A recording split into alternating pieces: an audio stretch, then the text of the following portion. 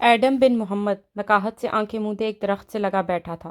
فاصلے پر فاتح ایک دوسرے درخت کے تنے سے ٹیک لگائے چند جنگلی پھول اپنے ہاتھ میں رگڑ رہا تھا۔ کبھی کسی کو سونگتا، کسی کو پھینک دیتا، فکر مندی سے بار بار ایڈم کو دیکھتا جس کی گردن اب ڈھلکی ہوئی تھی۔ دونوں کے درمیان الاؤ جل رہا تھا۔ یکا یک بارش کی بوندیں ٹپ ٹپ برسنے لگیں۔ اس نے بوٹیوں کا تھیلا پرے ڈال دیا اور خود بے بسی سے ٹیک لگا لی۔ بارش نے چند لمحوں میں ہی الاؤ بجھا ڈالا۔ تبھی قریب آتے قدموں کی آواز سنائی دی۔ اس نے گردن نہیں موڑی، جانتا تھا کہ وہ تالیہ ہی ہے، بس سامنے دیکھتا رہا۔ پیچھے کہیں سے تالیہ کے آنے کی آواز آ رہی تھی۔ وہ کچھ گھسیٹ کے لا رہی تھی کہ نکھیوں سے نظر آ رہا تھا کہ تالیہ ہرن کے ایک بچے کو گھسیٹ کے لا رہی تھی۔ وہ زندہ تھا، شاید تڑپ رہا تھا، گردن میں خنجر گھونپا ہوا تھا، خون بہے جا رہا تھا، مگر وہ اسے قابو کیے ہوئے تھی۔ بدقت کھینچتی وہ اسے فاتح کے سامنے لائی اور اس کی گردن پر اپنا کیچڑ آلود پیر رکھ کے بیٹھی اور چاقو اس کی گردن سے نکالا۔ خون بل بل بہنے لگا۔ فاتح خاموش نظروں سے اسے دیکھے گیا۔ اس کے منہ پر مٹی لگی تھی اور الجھے سنہرے بال گرد آلود تھے۔ چہرے پر زخم کے نشان بھی تھے اور چبھتی ہوئی نظریں فاتح پہ جمی تھی۔ ہرن اس کی گرفت میں کسمسا رہا تھا، پھڑپھڑا رہا تھا، مگر تالیہ نے اپنے باؤں اس کی گردن پر جما رکھا تھا۔ آپ نے مجھ سے پوچھا تھا، یاد ہے؟ وہ نظریں اس پر جمائے کیچڑ پہ رکھا چاقو اٹھاتے ہوئے مصنوعی سا غرائے کہ تاشا تمہارا ٹیلنٹ کیا ہے؟ تمہاری زندگی میں کامیابیاں کیا ہیں؟ تمہیں کیا آتا ہے؟ وہ ایک ایک لفظ چبا چبا کر ادا کر رہی تھی۔ چاقو اب ہرن کی گردن سے لگا رکھا تھا۔ مجھے یہ آتا ہے، اور ساتھ ہی چاقو تیزی سے اس کی گردن میں گھونپ دیا۔ معصوم جانور چلایا، تڑپا، خون کے تازہ چھینٹے فاتح کے چہرے اور شرٹ پر آ گرے۔ اس نے آنکھیں بند کر لی اور سر جھٹکا، بولا کچھ نہیں۔ ہرن تڑپ رہا تھا، خون بہہ رہا تھا، اس کے کپڑے زمین سرخ خون سے رنگین ہوتے جا رہے تھے، اور وہ زیر لب کچھ پڑھتے ہوئے مہارت سے ننھے غزال کی گردن کو ذبح کر رہی تھی۔ دھیرے دھیرے اس کی مزاحمت دم توڑتی گئی اور وہ بے چان ہو گیا۔ اسی طرح بہت سے ہرن ہیں، مگر ایک وقت میں ایک ہی کافی ہے ہم پہ۔ کیوں توانگ کو کیا لگا میرا نشانہ؟ وہ جتاتے ہوئے پوچھ رہی تھی۔ ویسے بھی حالم کا نشانہ کبھی خطا نہیں جاتا، جیسے حالم کے خواب کبھی جھوٹے نہیں ہوتے۔ پھر خنجر چلاتا ہاتھ رکا۔ یہی منظر میں نے خواب میں دیکھا تھا، یعنی میرے خواب علامتی نہیں تھے، وہ ہو بہو حقیقت کا عکس تھے اور میں ان میں علامتیں تلاش کرتی رہی۔ فاتح اسی سنجیدگی سے اسے دیکھ رہا تھا۔ اور جو میں نے تمہیں لینے بھیجا تھا، ایڈم کی دوا؟ مگر ایڈم بیمار نہیں ہے۔ وہاں بے نیازی سے بے نیازی تھی۔ مان فاتح کے تو سر پر لگی، تلووں پہ بھجی، ماتھے پہ بل پڑے۔ وہ کچھ سخت کہنے ہی لگا تھا کہ جب میں ملائیشیا آئی تھی تو میرا وزن اس سے 25 کلو زیادہ تھا۔ میں نے کئی ماہ لگا کے وزن گھٹایا اور تب سے وزن کے ساتھ جنگ لڑ رہی ہوں، اور اس دوران میں نے فاقے بھی کیے اور ڈپریشن میں اوور ایٹنگ بھی کی۔ غرض میں ہر طرح کی بھوک سے لڑتی رہی ہوں۔ وہ خون آلود ہاتھوں سے گوشت کے ٹکڑے ہرن کے اندر سے نکال رہی تھی، اتنی مہارت اور صفائی سے کہ وہ رک کے دیکھنے لگا۔ وہ واقعی کسی شکاری کی اولاد تھی۔ پیچھے لیٹا ایڈم بھی سن رہا تھا، گو کہ اس کی آنکھیں بند تھیں۔ مجھے قدرتی جڑی بوٹیوں کا تو علم نہیں، مگر میں کئی سال سے ایک ایسی عورت کے ساتھ رہی ہوں جس کا سب سے بڑا مسئلہ اس کی بھوک ہے۔ ان 7 سالوں میں اس کو 50 قسم کے مختلف پیٹ درد ہو چکے ہیں، جن کے لیے میں اس کے ساتھ ڈاکٹرز پہ گئی ہوں، اور ہر دفعہ وجہ ایک ہی نکلتی ہے، بھوک، خوراک۔ اس لیے مان فاتح، جب تالیہ کہہ رہی ہو کہ ایڈم بیمار نہیں ہے تو ایڈم بیمار نہیں ہے، ایڈم صرف بھوکا ہے۔ گوشت کی چند بوٹیاں اس نے ایک پتے پر رکھ دی اور اٹھ کے بھجے الاؤ کے قریب آئی۔ آپ سیلیبریٹی ہیں، فٹ رہتے ہیں، مجبوری ہے کہ رہنا پڑتا ہے، آپ کی بھوک آپ کے تابع ہے۔ وہ لکڑیوں پہ بوٹیاں سیخوں کی طرح پرونے لگی۔ میں کیٹ برگلر، چور ہوں، مجھے روشن دانوں اور وینٹ کی سرنگوں میں گھسنا ہوتا ہے، دبلا رہنا میری مجبوری ہے۔ مگر ایڈم کی بھوک اس کے تابع نہیں ہے، وہ نارمل انسانوں کی طرح کھاتا پیتا ہے، اور وہ 4 دن سے غیر فطری غذا کھا رہا ہے۔ ایڈم بیمار نہیں ہے توانگ کو، ایڈم صرف بھوکا ہے، اور جب وہ یہ بھنا ہوا گوشت کھائے گا تو اس کی توانائی واپس آ جائے گی۔ لیکن یہ بات پتہ نہیں کیوں ایڈم کو خود نہیں سمجھ آئی۔ کیوں ایڈم؟ وہ معصومیت سے اس کی طرف گھومی۔ تم نے کبھی متوازن غذا کے اوپر لکھی ہوئی کتاب نہیں پڑھی؟ فاتح کے لبوں پہ مسکراہٹ رنگ گئی، اس کی ساری کلفت دور ہو گئی تھی۔ ایڈم اپنی جگہ گنگ ہو گیا۔ پہلے تو اسے تالیہ کے اس خیال رکھنے کے عمل پہ یقین ہی نہ آیا، پھر جب محسوس ہوا کہ وہ اس کو دیکھ رہی ہے تو خفگی سے رخ موڑ لیا۔ دونوں ہاتھ ابھی تک پیٹ پہ تھے، درد بہت شدید تھی۔ بارش تھمنے کے بعد جب دوبارہ آگ جلائی گئی اور لکڑی کی سیخوں پر دہکتی گوشت کی بوٹیوں کو آگ نے چھوا تو اس کے مختلف قسم کے رس نکلنے لگے۔ اشتہا انگیز خوشبو سے بوجھل دھوئیں کے مرغولے اٹھ اٹھ کے فضا میں گم ہونے لگے۔ باربیکیو کی زبردست مہک نے تینوں کی طبیعت پر بہت اچھا اثر ڈالا تھا۔ اتنے دن بعد اتنی بھوک کاٹنے اور اذیتیں اٹھانے کے بعد بھنے گوشت کی وہ مہک ایک دم ماحول خوشگوار ہو گیا تھا، اور پھر مہک سے بوجھل دھواں اوپر فضا میں گم ہونے لگا۔ مگر کیا وہ واقعی گم ہو رہا تھا یا مختلف سمتوں میں پھیلتا جا رہا تھا؟ جنگل سے لڑائی نہیں لڑی جاتی، کیونکہ جنگل زندہ ہوتا ہے، اور جنگل میں انسان کا پتہ اس کی آواز اور چاپ سے پہلے اس کی خوشبو دے دیتی ہے۔ یہ خوشبو ان کے جنگل میں پہلی سنگین غلطی تھی۔ دوپہر اب ٹھنڈی ہو چکی تھی۔ جنگل کے ان خوبصورت درختوں کے بیچ وہ تینوں الاؤ کے گرد بیٹھے تھے۔ ایڈم اپنے پتے پر رکھا بنے گوشت کا ٹکڑا شوق سے کھا رہا تھا، البتہ وہ خاموش تھا۔ فاتح کھاتے ہوئے کبھی اس کو دیکھتا اور کبھی تالیہ کو۔ تالیہ جو خاموش ہو نہیں رہی تھی۔ جب فوڈ ڈپارٹمنٹ ایڈم بن محمد کے پاس تھا تو ہمیں کیا ملتا تھا کھانے کو توان کو؟ وہ بوٹی توڑتے ہوئے ہاتھ ہلا ہلا کے بول رہی تھی۔ گوشت سخت تھا مگر کھانے لائق تھا، مرے ہوئے منحوس گراس ہاپرز، بدمزہ پپیتا، اور تو اور اس نے ہمیں ٹرمیٹس بھی کھلائے، وہ کیڑے۔ وہ ایک دفعہ تو کوئی چھپکلی بھی لے آیا کہ تالیہ یہ زہریلی نہیں ہے، یا آپ کھا سکتی ہیں۔ ایڈم نے بس منتقم خاموش نظروں سے اسے دیکھا۔ وہ فاتح کی طرف متوجہ تھی، اور وہ کراہت آمیز جانور جس کا نام بھی مجھے یاد نہیں، وہ کھلایا اس نے ہمیں توان کو، اور وہ موٹا سا کیڑا، کریب اور کوکو کا پھل۔ فاتح نے دھیرے سے یاد دلایا، مگر تالیہ نظر انداز کر گئی۔ اور وہ گندا سا پھول، اخ تھو، کیا نہیں کھلایا اس نے ہمیں۔ مگر جب فوڈ ڈپارٹمنٹ تالیہ مراد کے ہاتھ میں آیا تو کیا کھانے کو ملا ہمیں؟ اب وہ باری باری دونوں سے رائے مانگ رہی تھی۔ اگر بنا نمک کے باوجود اتنا لذیذ گوشت تالیہ نے نہ بھونا ہوتا تو ایڈم سے ابھی پھینک دیتا، مگر ضبط کر گیا، سر جھکائے کھاتا گیا۔ توانائی آنے لگی تھی، پیٹ تر انکا ہو رہا تھا۔ تالیہ مراد کی وجہ سے ہمیں یہ غزال ملا کھانے کو توان کو، یہ لذیذ غزال۔ سوچیے اگر میں نہ ہوتی تو آپ کا کیا بنتا؟ وہ لقمہ چباتے ہوئے مزے سے کہہ رہی تھی، پھر ہاتھ جھاڑ کے اٹھی۔ میں جھرنے پہ ہاتھ دھونے جا رہی ہوں، پھر اپنا بیگ اٹھا کے وان فاتح کے قریب سے نکل کے چلی گئی۔ ایڈم نے دانت کچکچاتے ہوئے سے جاتے دیکھا۔ ایڈم، وہ تمہارا خیال رکھ رہی ہے، وہ تحمل سے سمجھانے والے انداز میں بولا تو ایڈم نے تڑپ کے سے دیکھا۔ یہ خیال رکھنا ہے، یہ اس کی دوستی ہے؟ پھر نہ معلوم دشمنی کیسی ہوگی۔ فاتح نے کوکو کے چھلکے کے کٹورے سے بھرا پانی پیا اور پھر درخت کے تنے سے ٹیک لگا لی۔ اس کا ذہن عام انسانوں سے کہیں زیادہ تیزی سے کام کرتا ہے، اس لیے مجھے یقین ہے اس کی دشمنی بہت خطرناک ہوگی۔ شہزادی تاشا کو خبردار رہنا چاہیے۔ ایڈم نہیں ہنسا، بس پتہ پرے رکھ دیا۔ مجھے ایسی دوستی نہیں چاہیے جس میں ہر وقت اتنی باتیں سننی پڑیں۔ دوستی میں باتیں سننی پڑتی ہیں، دوستی میں ہی تو سننی پڑتی ہیں۔ مگر ایڈم کے ماتھے کے بل صاف نہیں ہوئے، صرف اس لیے کہ آپ کا دوست آپ کا خیال رکھ رہا ہے آپ اس کی ہر بری بات برداشت کرتے جاؤ۔ اگر کوئی دوست آپ کے لیے ٹاکسک نہیں بن رہا تو اس کو برداشت کرنا چاہیے۔ سر آپ کے نزدیک دوستی کیا ہے؟ وہ دونوں کھلے جنگل کی گھاس پر بیٹھے ہوئے تھے، فاصلے فاصلے پر درخت اگے تھے، بارش کے بعد اب ہر سو ٹھنڈی چھایا پھیلی تھی۔ کیا فرق پڑتا ہے کہ دوستی کیا ہے؟ میں فلسفوں میں نہیں الجھتا، زیادہ فکر اس بات کی کرتا ہوں کہ وہ دوستی بچائی کیسی جاتی ہے۔ دونوں کے درمیان جلتا الاؤ اب ٹھنڈا پڑ رہا تھا، سرخ انگارے سلگتے دکھائی دے رہے تھے۔ کیا دوستی کو بھی بچانے کی ضرورت ہوتی ہے؟ اس سوال پہ فاتح کے ابرو تعجب سے اکٹھے ہوئے۔ زندگی میں ہموار زمین کی طرح ہوتی ہے کون سی چیز ہے ایڈم؟ رشتے، کیریئر، شوق، ہر چیز یا تو اوپر جاتی ہے یا نیچے۔ اگر دوستی پہ محنت نہ کی جائے تو اس کا گراف نیچے چلا جاتا ہے۔ اور کیسے محنت کی جاتی ہے دوستی پہ؟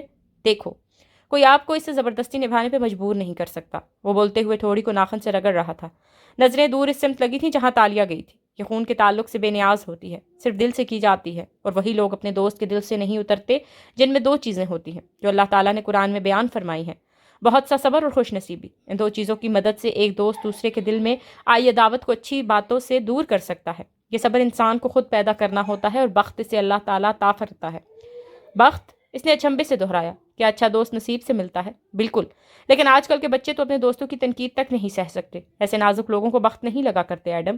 اس کے لیے برداشت سے دوستوں کی بری بھلی باتوں پر منفی رد عمل دینے سے خود کو روکنا ہوتا ہے۔ جو تحمل سے اپنے دوست کی خطاؤں کو معاف کرتا ہے، اسے ہی اللہ بخت لگاتا ہے، اور یہ خوش بختی اس کو مزید اچھی دوستیاں عطا کرتی ہے۔ یعنی کسی عام دوست کو برداشت کرنے پہ اللہ یا تو اس کو خاص بنا دے گا۔ لوگوں کی فطرت سمجھ کے ان کو ڈیل کرو گے تو زیادہ دل نہیں دکھے گا۔ مجھے دیکھو، ہزاروں کارکنوں سے سب کی عادات اور طبیعت کے مطابق ہر روز ڈیل کرتا ہوں۔ اور وہ ٹھہرا، کرتا تھا۔ الفاظ تھے کیا؟ سارے جنگل میں ایک اداسی سی خاموشی چھا گئی، کرناب سے سکون۔ دونوں کے پاس کہنے کو کچھ نہیں رہا تھا۔ ان سے دور ایک طرف تالیہ چلتی جا رہی تھی، پھر ایک جگہ درختوں کی اوٹ میں وہ ٹھہری اور احتیاط سے پیچھے دیکھا۔ آنکھوں میں شرارت تھی۔ سچ شکر کہ فاتح یا ایڈم میں سے کوئی اس کا تعاقب نہیں کر رہا تھا۔ گڈ۔ اس نے جیب میں ہاتھ ڈالا اور ایک بٹوا نکالا، وان فاتح کا بٹوا، جو ابھی اس کے قریب سے گزرتے ہوئے تالیہ نے اچک لیا تھا۔ اس کے ہاتھ کی صفائی کمال تھی۔ میں بھی تو دیکھوں، ہر رات سونے سے پہلے اپنے بٹوے سے کیا نکال کے دیکھتے ہیں فاتح صاحب۔ نچلا لب شرارت سے دبائے اس نے بٹوے کو کھولا۔ اندر رقم تھی جو کافی نم تھی، credit card, ID card, Ariana کی تصویر، اور تصویر کے پیچھے کچھ پھولا ہوا۔ اس نے 2 انگلیاں خانے میں گھسا کے وہ شے باہر نکالی جو تصویر کے پیچھے چھپی تھی۔ پلاسٹک کا ننھا سا زپ لاک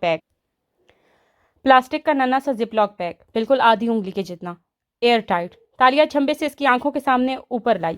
شفاف پلاسٹک کے اندر پاپ کارن کے چند ٹوٹے پھوٹے ٹکڑے تھے۔ اس کے آبرو حیرت سے کٹے ہوئے۔ وان فاتح جیسا بڑی عمر کا پریکٹیکل آدمی، سیاستدان، پورے ملک کی حکمرانی کے قریب ہونے والا شخص، وہ پلاسٹک بیگ میں یہ پاپ کارن کے ٹکڑے کیوں رکھے گا؟ ٹکڑے پرانے لگتے تھے، بہت پرانے۔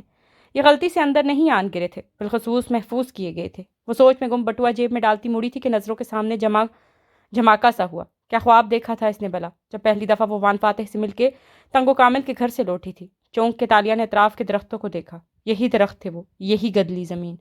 وہ ایڈم اور فاتح سے دور آئی تھی اور اس کی گردن میں پھندا آ پڑا تھا۔ ایسا ہی کچھ تھا اس کے خواب میں۔ پہلی دفعہ اسے احساس ہوا تھا وہ جنگل میں اکیلے نہیں تھے۔ وہ تیزی سے واپس بھاگی، دل زور زور سے دھڑک رہا تھا، سانس پھولنے لگا تھا۔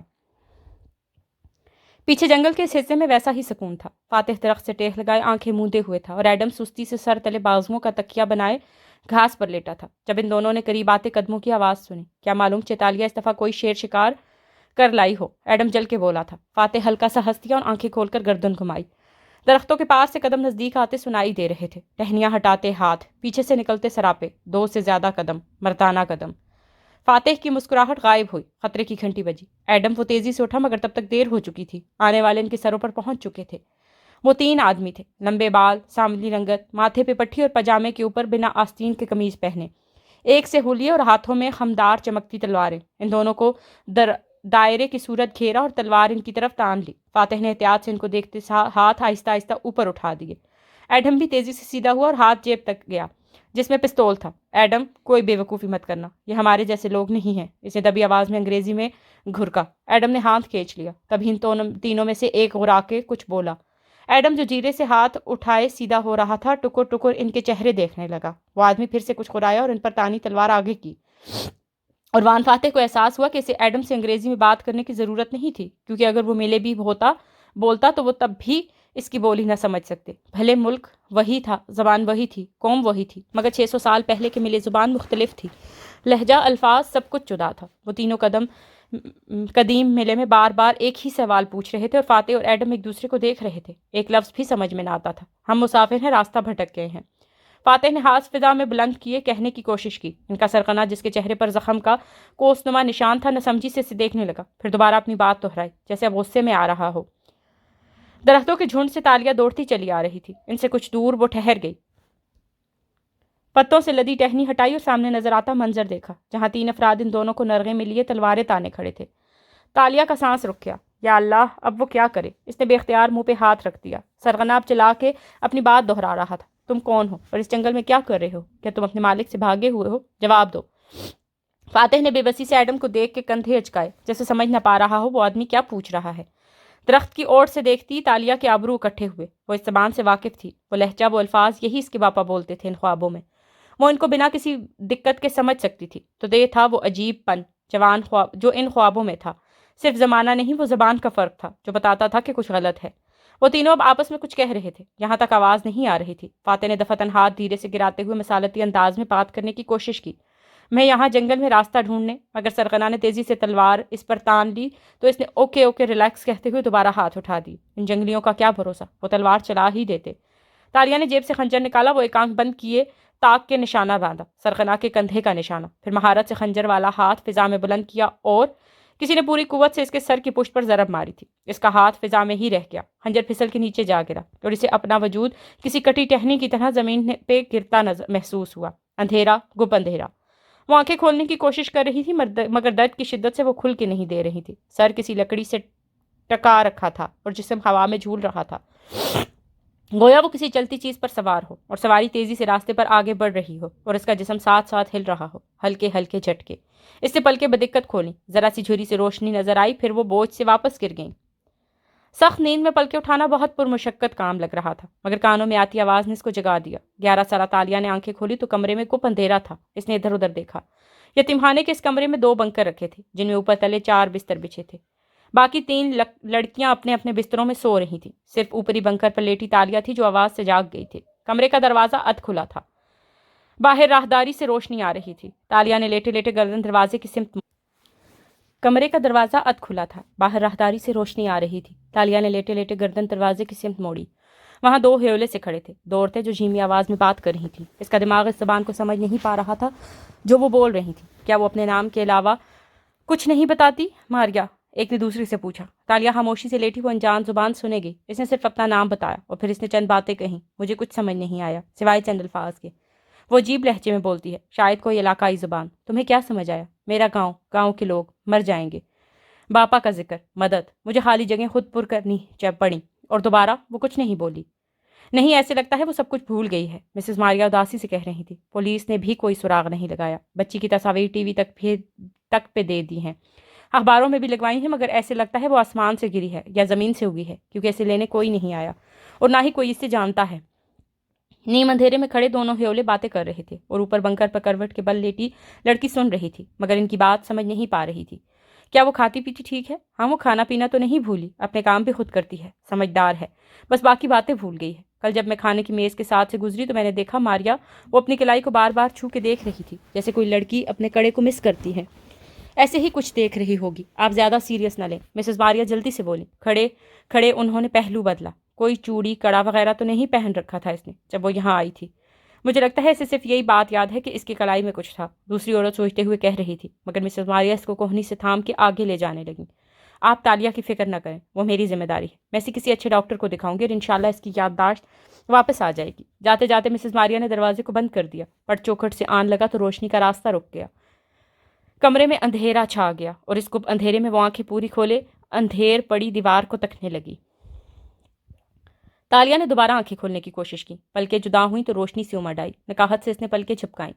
منظر دھندلا تھا، سبزہ سا ساتھ ساتھ چل رہا ہو، یا وہ کسی سواری پہ تھی جو چلتی جا رہی تھی۔ کوئی آواز سنائی نہ دیتی تھی سوائے گھوڑے کے ٹاپوں کے، تیز آواز، پتھریلی زمین پہ سر پٹ دوڑنے کی آواز۔ بوجھ بڑھ گیا تو اس نے پلکیں واپس گرا دی، پھر سے ساری دنیا اندھیر ہونے لگی۔ وہ گلاب سیاہی مائل سرخ تھے، اتنا گہرا سرخ رنگ کہ ان پہ سیاہ رنگ کا گمان ہوتا تھا۔ کھڑکی میں ان گلابوں پہ بڑا سا گلدستہ رکھا تھا، کرسی پہ بیٹھی وہ پھولے گالوں والی قدرے موٹی بچی ان پھولوں کو تکے جا رہی تھی۔ ساتھ والی کرسی پہ مسز ماریا بیٹھی تھی جو میز کے اس پار برا جمان ڈاکٹر کی طرف متوجہ تھی۔ وہ چھوٹے بالوں اور چشمے والی سانولی سی خاتون تھی جن کے چہرے پہ تالیہ کے لیے خالص فکر مندی تھی۔ میں نے ساری رپورٹس بھی دیکھی اور تالیہ کا بذات خود معائنہ بھی کیا ہے، ڈاکٹر صاحبہ سنجیدگی سے کہہ رہی تھی۔ تالیہ ان کے آفس کے ہر شے سے بے نیاز صرف ان پھولوں کو دیکھ رہی تھی۔ تالیہ جسمانی لحاظ سے بالکل فٹ ہے، اس کی عمر 11-12 سال سے زیادہ نہیں ہوگی، مگر قد کاٹ میں یہ عمر سے بڑی لگتی ہے۔ ہڈیاں مضبوط ہیں اور میرا خیال ہے یہ خالص اور متوازن غذا پہ بڑی ہوئی ہے، مگر یہ ہمیں بہت برے حال میں ملی تھی، جیسے کسی غریب گھرانے کی افلاس کی ماری لڑکی ہو سکتا ہے کہ اس کا گھرانہ غریب ہی ہو، مگر شاید کسی ایسی جگہ رہتی ہو جہاں اچھا کھانے کو ملتا ہو، جیسے کوئی گاؤں وغیرہ۔ وہ ہاتھوں سے کھاتی ہے مگر نفاست سے، یعنی خاندانی ہے اور اس کی تربیت اچھی ہوئی ہے۔ ڈاکٹر صاحبہ ایک ایک بات پر زور دے رہی تھی، مگر اس کی یادداشت، مسز ماریا کی سوئی وہیں اٹکی تھی۔ کسی ذہنی صدمے کے باعث اس کی یادداشت چلی گئی ہے، یہ درست ہے، مگر بظاہر اسے کوئی چوٹ نہیں لگی۔ گردن پہ جلنے کا نشان ہے، مگر میرا نہیں خیال اس کا تعلق اس کی یادداشت کھونے سے ہے۔ میں نے اس سے بات کر کے دیکھی ہے، اس کے چند الفاظ سمجھ میں آتے ہیں، شاید دور کسی گاؤں کی علاقائی زبان بولتی ہے جس سے ہم واقف نہیں، مگر چند الفاظ ملے کے ہی ہیں۔ اگر اس کی یادداشت کھو گئی ہے تو وہ اپنی زبان کیوں نہیں بھولی؟ خیر، کچھ علوم زبانیں یہ سب پروسیجرل میموری میں اسٹور ہوتے ہیں اور یادیں ذہن کے دوسرے خانوں میں بنتی ہیں۔ بہت سے کیسز میں لوگ اپنی عادتیں نہیں بھولتے، وہ پیانو بجا لیتے ہیں، مختلف زبانیں بول لیتے ہیں، کھانا پینا نہیں بھولتے، ان کو بہت کچھ کرنا آتا ہے، بس ان کو یہ یاد نہیں ہوتا کہ ان کو کیا کیا کرنا آتا ہے۔ ایک ترہم بھری نظر انہوں نے تالیہ پہ ڈالی جو ابھی تک پھولوں کو دیکھ رہی تھی۔ گردن ترچھی تھی اور لمبے سیاہ بال چہرے کے اطراف میں گر رہے تھے، یعنی اس کو بہت کچھ کرنا آتا ہے اور موقع ملنے پہ وہ خود دیکھ لے گی کہ وہ کیا کیا کر سکتی ہے، مگر اسے وہ یاد نہیں، بالکل۔ اور کیا اس کی یادداشتیں بھی واپس آئیں گی؟ میں اس بارے میں کچھ نہیں کہہ سکتی۔ کوئی جسمانی چوٹ تو اسے لگی نہیں ہے، اس لیے ہو سکتا ہے کہ اسے جلد سب کچھ یاد آ جائے۔ مسز ماریا نے ایک فکر مند نظر اس پر ڈالی جو اب بھی کھڑکی کو دیکھ رہی تھی۔ مسز ماریا کی نظریں اس کے ہاتھوں پر جھلکیں، وہ اپنی انگلی کلائی کے گرد دائرے کی صورت پھیر رہی تھی، گویا کوئی کھوئی ہوئی شے یاد آتی ہو۔ مسز ماریا کا دل بری طرح دھڑکا، کتنا اچھا ہوا ہو اسے وہ بریسلٹ بھولا رہے جو انہوں نے اتنا مہنگا بیچا تھا۔ اگر اسے وہ یاد آ گیا تو اس نے ہنگامہ کھڑا کر دیا، اور دوسری ٹیچرز کو معلوم ہو گیا تو وہ کیا کریں گی؟ وہ جھرجھری سی لے کر ڈاکٹر کی طرف متوجہ ہوئیں۔ تالیہ نے پلکیں دقت سے چپکائیں، اس کا جسم ابھی تک ہلکا ہلکا ہل رہا تھا، سواری چل رہی تھی، منظر ذرا دھندلا تھا مگر اچھے لمحوں بعد دھند چھٹتی گئی۔ اس نے دیکھا کہ لکڑی کی سلاخوں سے بنا چوکور سا پنجرا ہے جس میں وہ بیٹھی تھی، اور نکاہت سے سر لکڑی کی سلاخوں سے ٹکا رکھا تھا۔ وہ پنجرا کسی سواری پہ رکھا تھا، گھوڑا گاڑی پہ شاید، اور گھوڑے اس کو دوڑاتے دور لے جا رہے تھے۔ پتھریلی پکی سڑک اور سڑک کنارے دور دور تک اگے سبز کھیت، شام کا نیلگوں وقت، ٹھنڈی ہوا اور وہ پنجرا۔ درد سر کے پچھلے حصے میں درد کی لہر پھر سے اٹھنے لگی تو اس نے نکاہت سے آنکھیں موند لیں۔ یتیم خانے کا اکبی لان سرسبز گھاس سے ڈکا تھا، ایک طرف جھولے لگے تھے جن کے آگے پیچھے بہت سے بچے پھر رہے تھے، کچھ ٹولیوں کی صورت گھاس پہ بیٹھے تھے۔ ایسے میں ایک تنہا بینچ پہ وہ بیٹھی تھی، پہلے کی نسبت ذرا موٹی بچی جس کے گال خوش خوراکی سے مزید پھول گئے تھے۔ وہ سر چکائے گھٹنوں پہ کاپی رکھے صفحے پہ قلم چلا رہی تھی۔ مسز ماریا نے دور سے اسے بیٹھے دیکھا تو گہری سانس بھری اور قریب آئی۔ اس کے ساتھ بینچ پہ جگہ سنبھالی تو تالیہ نے آنکھیں اٹھا کے دیکھا اور مسکرائی، پھر دوبارہ سر چکا کے قلم چلانے لگی۔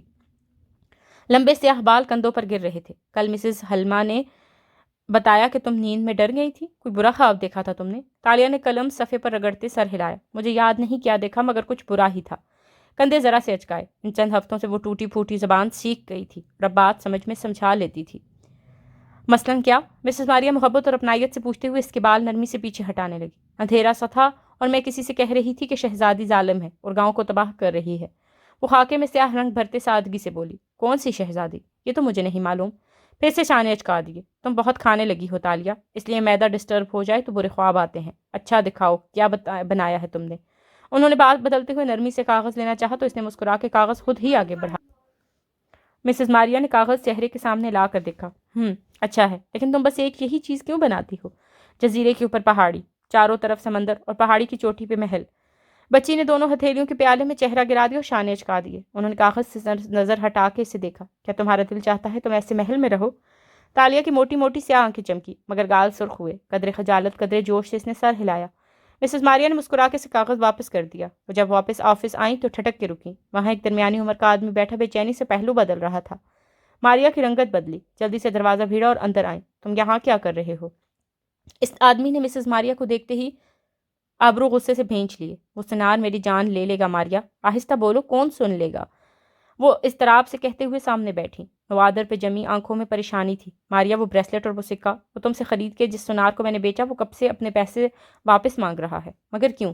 کیونکہ وہ دونوں چیزیں پگھل کے ہی نہیں دے رہی۔ وہ کوئی ملون زیور ہے۔ جب سے اس نے خریدا ہے اس پر آفتیں آ رہی ہیں۔ وہ بہت پریشان ہے۔ اس میں میرا کوئی قصور نہیں ہے، میں پیسے خرچ کر چکی ہوں۔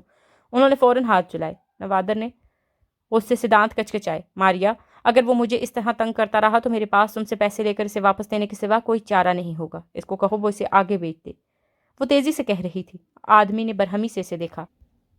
وہ ملون چیز ہے ماریا، اسے ڈر ہے کہ وہ اس کا پیچھا نہیں چھوڑے گی۔ میں اب کچھ نہیں کر سکتی، مجھے نہیں پتا۔ وہ خود کو سنبھال چکی تھی۔ وہ لڑکی جس کے ہاتھ میں یہ تھا، تم اس سے احتیاط کرنا، کیا معلوم وہ بھی کسی سحر کے زیر سایہ ہو۔ ملون، سحر زدہ۔ وہ اسے متنبہ کرتا نہیں بھولا تھا۔ اس سے دور باہر بینچ پر بیٹھی تالیہ اب ایک نئے کورے کاغذ پر خاکہ بنا رہی تھی۔ ایک مختلف جزیرہ، ایک مختلف محل۔ یہ ستونوں والا تھا اور زیادہ خوبصورت تھا۔ تالیہ، تالیہ، مدھم سی آواز اس کی سماعت سے ٹکرائی، اندھیرے میں جیسے کوئی دھیمی سی سرگوشی ہو جو نیند کے سحر کو توڑ دے۔ تکلیف کے باوجود اس نے بدقت آنکھیں کھولیں۔ دھندلا سا منظر دکھائی دیا۔ پنجرے میں اس کے سامنے کوئی بیٹھا تھا، ہیولا سا، قریب، اس کی طرف فکر مندی سے جھکا ہوا۔ تالیہ، اس نے پلک جھپکائیں۔ تصویر واضح ہوئی۔ وہ کوئی مرد تھا، شکل ابھی تک دھندلی تھی۔ گدلی سفید شرٹ، ماتھے پہ آگے کو گرے بال، چھوٹی آنکھیں اور آنکھوں میں فکر مندی۔ تم ٹھیک ہو تالیہ؟ تشویش میں ڈوبی آواز۔ اس نے یاد کرنے کی کوشش کی یہ کس کی آواز تھی۔ شناساں، بہت شناساں۔ چوکھٹ میں وہ ہچکچاتی ہوئی 12 سالہ لڑکی کھڑی تھی۔ پہلے سے کافی موٹی ہو چکی تھی مگر بال اب بہت چھوٹے تھے۔ چہرے پہ تذبذب تھا۔ سامنے ایک آفس تھا جس میں فائلوں سے بھری اونچی الماریاں رکھی تھی۔ کرسی خالی تھی اور آفس کی مالکن یتیم خانے کے کچن انچارج مسز ایگنیس ایک الماری کے سامنے کھڑی تھی۔ دستک میں پلٹی اور ذرا کوفت سے اسے دیکھا۔ ہاں تالیہ، بولو، کیسے آئیں؟ وہ ایک گال پہ آئے بال کان کے پیچھے اڑستی اندر داخل ہوئی، پھر ہاتھ باہم مروڑتے ہوئے ہچکچا کے کہنے لگی، مجھے آپ سے ایک بات کہنی تھی میم۔ جلدی بولو، مجھے بہت کام کرنے ہیں۔ وہ بیزاری سے کھڑے کھڑے بولی۔ وہ میم، میس میں کھانا بہت کم ہوتا جا رہا ہے ہر روز، کیا آپ مقدار بڑھا نہیں سکتی؟ وہ اب صاف ملے بول رہی تھی۔ نہیں، اور کچھ؟ تالیہ نے خشک لبوں پر زبان پھیری۔ میم، میرا پیٹ نہیں بھرتا، میں کیا کروں؟ مجھے ساری رات بھوک سے نیند نہیں آتی۔ بھوک، نیند اور لالچ جتنا بڑھاؤ بڑھتی ہے، جتنا گھٹاؤ گھٹتی ہے۔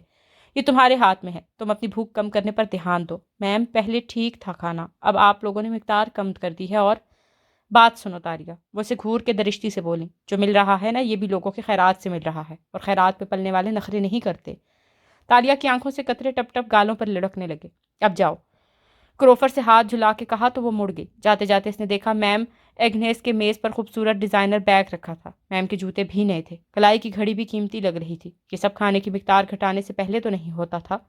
ہتھیلی سے آنکھیں رگڑتی وہ باہر نکل گئی۔ سامنے سے خاکروب وائپر اور جھاڑو لیے چلا آ رہا تھا۔ یقیناً اس نے اب آفس کی صفائی کرنی تھی۔ اگلی صبح وہ ابھی بستر میں سو رہی تھی جب کسی نے زور سے اس کا لحاف کھینچا۔ تالیہ ہڑبڑا کے اٹھی۔ نیچے اترو۔ کمرے میں اتنے سارے لوگ، ان کے غسیلے چہرے۔ منین کی کیفیت میں چند لمحے ٹکر ٹکر دیکھتی رہی، پھر حواس واپس آئے تو تیزی سے بنکر کی سیڑھیاں پھلانگ کے نیچے اتری۔ میں ایگنس کمر پر ہاتھ جمائے سرخ چہرے کے ساتھ سامنے کھڑی تھی۔ میرے پیسے کہاں ہیں؟ انگارہ ہوتی آنکھوں سے سوال کیا۔ جی؟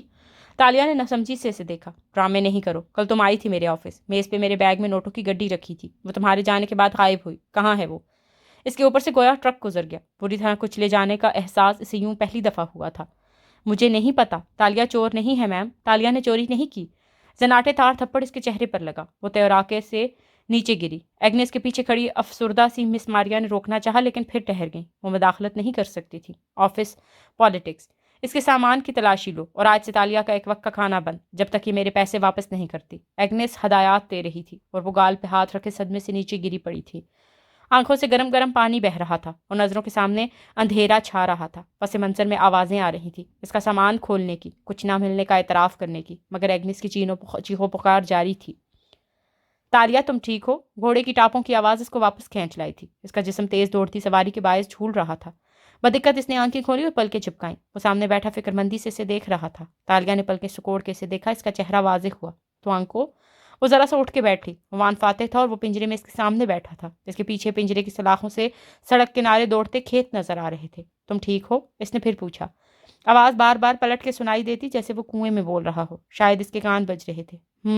اس نے سر کو ذرا سی جنبش دی، کچھ بولا نہیں جا رہا تھا۔ وہ جواب میں کچھ پوچھنے لگا مگر اس کی آواز آنا بند ہو گئی، صرف لب ہلنے لگے۔ گھوڑے کی ٹاپوں کی آواز اس کی سماعت میں چھانے لگی۔ تالیہ نہیں جانتی تھی کہ اس شور میں وہ کیا کہہ رہا ہے۔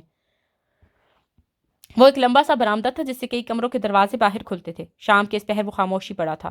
دفتن ایک دروازہ کھلا اور یتیم خانے کا خاکروب باہر نکلتا دکھائی دیا۔ منہ میں کچھ چباتا وہ دروازہ بھیڑ یا آگے بڑھ گیا۔ دیوار کی اور سے تالیہ دھیرے سے نکلی۔ اس کے پھولے گال پہ نیل کا واضح نشان تھا اور آنکھوں میں سلگتا ہوا غصہ۔ خاکروب اب بے پرواہ سا دور جاتا دکھائی دے رہا تھا۔ وہ تیزی سے دروازے تک آئی۔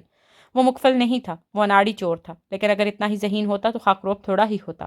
وہ تیزی سے اندر گھس کے اور دروازہ بند کر لیا، پھر بتی جلائی۔ سارا کمرہ، الماری، صندوق، وہ تیزی سے آگے آئی اور ایک ایک چیز کھولنے لگی۔ چند منٹوں میں کمرے کا حشر نشر ہو گیا۔ جو آخری چیز اس نے کھولی وہ تکیے کا غلاف تھا۔ اسے الٹایا تو نوٹوں کی گڈی زمین پر آن گری۔ وہ تلخی سے مسکرائی اور گڈی اٹھائی تو یہ تھی وہ رقم جس کے لیے ایگنس نے مجھ پر جھوٹا الزام لگایا۔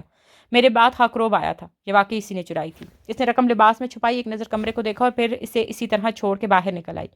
یہ اس کی پہلی چوری تھی اور تھی تو وہ بھی اناڑی چور، مگر جانتی تھی خاکروب کبھی بھی گڈی نکال لینے والے کا سراغ نہیں لگا سکے گا۔ اپنے کمرے میں آ کر اس نے نوٹوں کی گڈی چھپا دی اور پھر بستر پر آلتی پالتی کر کے بیٹھی سوچتی گئی، کیا وہ یہ رقم ایگنس کو واپس کر دے؟ مگر پھر گال پہ ہاتھ رکھا تو کراہ نکلی۔